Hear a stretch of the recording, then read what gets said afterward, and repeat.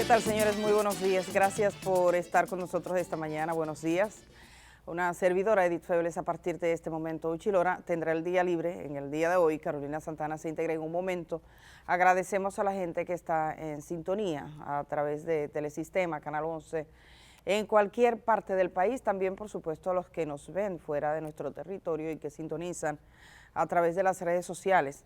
Tenemos muchas informaciones en la mañana de hoy. Les recordamos que ustedes pueden hacernos llegar sus saludos y sus ideas, sus preguntas y comentarios utilizando la etiqueta que está aquí arriba. Ahí la ven, Viendo el Día RD. Con esto podemos encontrarle más fácil en Twitter y en cualquier otra red social. Y bueno, vamos a comenzar con una información que ayer temprano estaba colocada en la historia de la CISARRIL, que es la Superintendencia de Riesgos Laborales, de Salud y Riesgos Laborales, órgano rector en el sistema de la Seguridad Social. Ellos, desde hace algunos días, a nosotros nos están hablando de que hay problemas con el pago de los subsidios de maternidad y lactancia, también de enfermedad común. Emitieron un comunicado donde están explicando y reconocen, dicen que tienen un déficit para la cobertura de esto que es tan importante. Yo debo decir, aunque muchos, por ejemplo, no se les preste atención o no esté esto como uno de los temas fundamentales, que la gente a veces no se entera, no sabe, la verdad es que esto es vital para las familias, para las madres, sobre todo las que están en proceso de maternidad y en lactancia. Hay que recordar que el subsidio por lactancia, por ejemplo, está vigente en el país desde el año 2015. Hubo una decisión en ese sentido. ¿Qué es el subsidio de lactancia? Y pueden venir conmigo. Bueno, pues el subsidio de lactancia es que se le aparta un dinero que es para la criatura. En esa temporada, 1 año dura este subsidio. Tiene que ser hasta 3 salarios de la seguridad social, es el máximo que puede devengar para esa cobertura. Estamos hablando de unos 45,000 o poco más de dinero, que sería el salario que recibiría ese subsidio. Si una mujer, la que gana menos, tiene un salario de unos 15,000 pesos, hasta 15,000 pesos, va a recibir, después de dar a luz por 1 año, todos los meses, el 33% de ese salario. Esto lo recibe con un depósito a una cuenta que le abre el sistema en el Banco de Reservas. Si tiene un salario, que son los dos cotizables, poco más de 30,000 pesos, en la seguridad social, bueno, pues entonces recibe un 12%. Y si ya llega a 45, y estoy dando términos aproximados, pero son los salarios vigentes, ese es el aproximado, pues entonces tendrá un 6%. Esto ayuda, y sobre todo todas las mujeres que ganan hasta 15,000 pesos, es un subsidio vital. Yo creo que hay personas que lo pierden porque no saben. Uno de los problemas que tenemos en la seguridad social es que muchas veces las empresas, por ejemplo, los departamentos de recursos humanos que tienen que decirle o gestionar, no necesariamente lo hacen y la gente no está debidamente informada, pero hay muchas mujeres que ya lo saben y entonces lo buscan, pues ese dinero se ha atrasado. Lo mismo pasa con el subsidio de maternidad. El subsidio por maternidad es una cobertura para esa licencia posparto de la mujer, que bueno, es una obligación, si no, de las empresas pagarlo. También hay un retraso. Y el subsidio por enfermedades comunes. Esto es grave porque digamos que es un mecanismo idóneo de desarrollo y de compensación para la gente que tiene menos recursos, y nunca se determinó de dónde iba a salir ese incremento cuando se dispuso que fuesen más las semanas que se dan en este país, ya ustedes saben, son 14 semanas, antes eran 12. Y desde que surgió esa idea, hace poco más de 2 años que entró en vigencia, pues no determinaron el incremento que esto significaba en el pago a las madres, y ahora está diciendo el sistema que tiene un déficit. y que está buscando recursos. Eso es vital.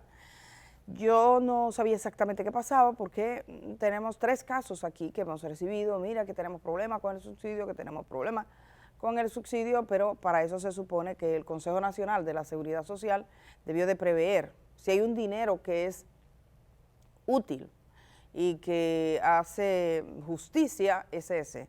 Así que una pena, ahí está el comunicado de la Superintendencia de Salud y Riesgos Laborales hablando de su déficit. Generalmente por donde se rompe la soga es por el lado más fino, y ese es un lado fino dentro del sistema de la seguridad social, no son los que más se están ganando. Ayer también la Dirección General de Impuestos Internos aclaraba en su cuenta que no habría una serie de impuestos que se habían anunciado.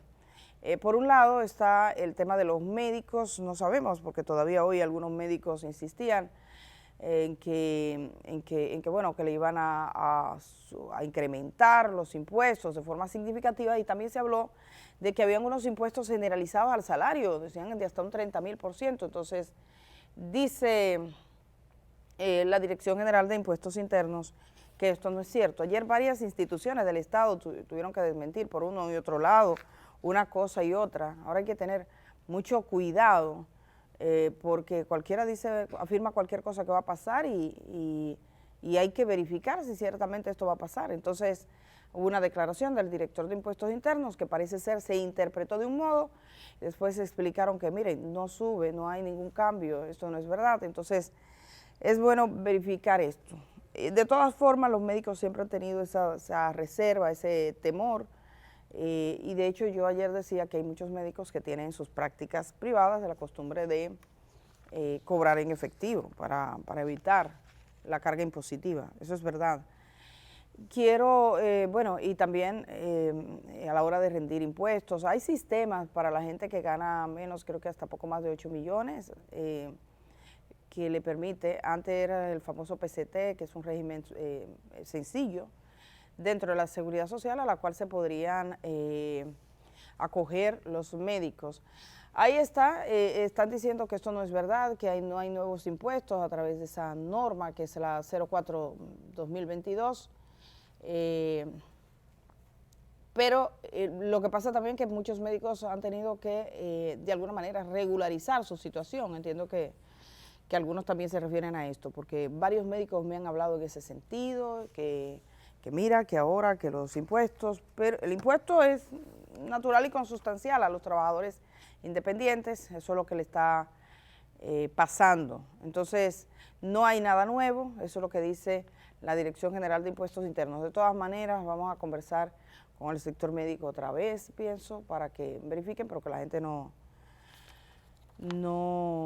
tenga ese temor, sobre todo que creo que deben quedar suficientemente edificados de qué es lo que pasa, pero la DGI está diciendo que no tenemos más.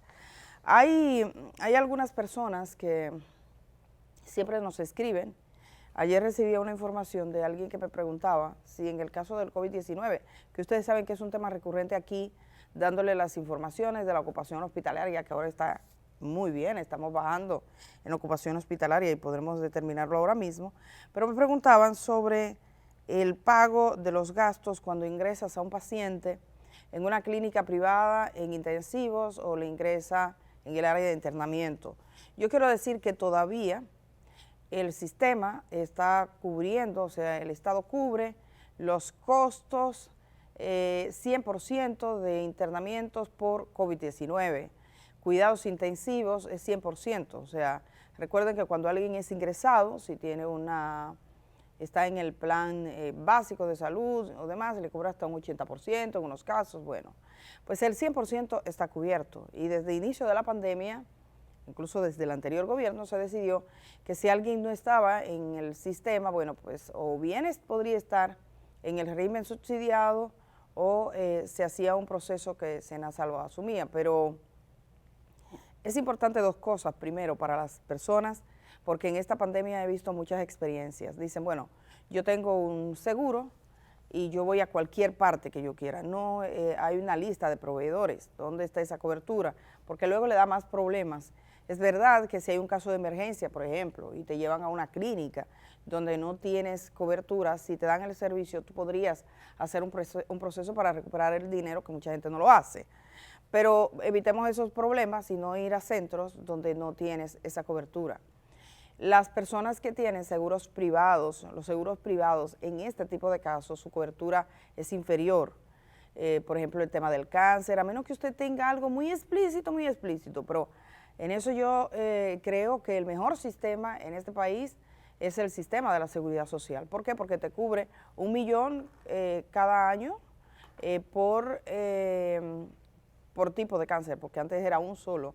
Te cubre hasta, si sale otro que no tenga conexión, bueno, pues también te cubre hasta esa cantidad de dinero en cobertura de medicamentos y pruebas y demás. Pero depende el centro que te toque. Entonces, me escribió una señora que su problema es el siguiente: ella tiene un paciente ingresado en una clínica privada, entonces ahora le quieren cobrar, pero mucho dinero por honorarios médicos.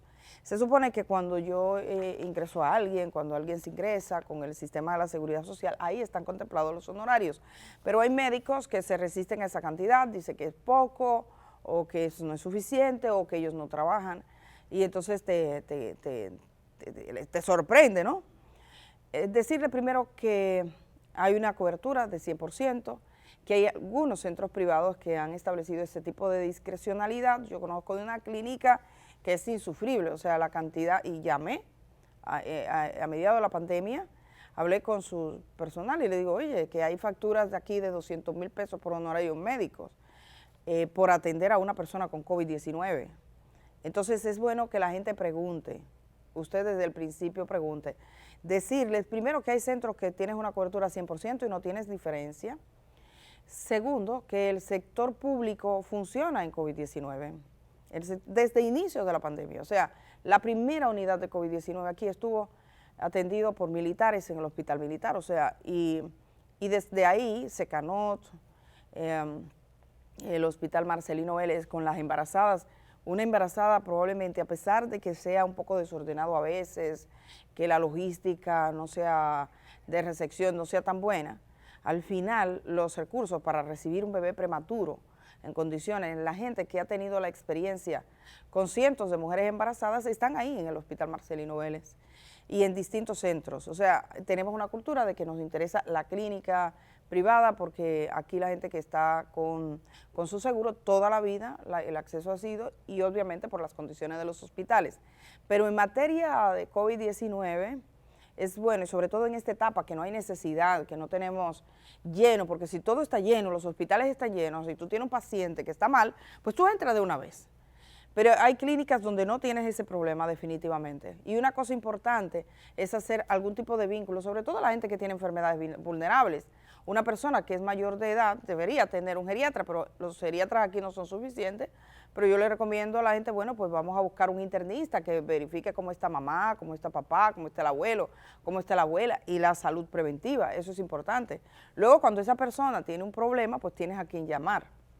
Eso es algo bueno. Yo he visto muchos profesionales pasando trabajo ahora en la pandemia porque nunca tuvieron ese tipo de atención, y eso no es tan difícil. Usted tiene que hacer una relación a largo plazo, un médico de cabecera, que aquí no existe la salud preventiva, pero sí recomendarles eso y analizarlo muy bien. Ahora, las personas que tengan esta situación, que le están pidiendo un dinero que estime que es abusivo, yo les recomiendo que busquen asistencia en CISARRIL y en la DIDA.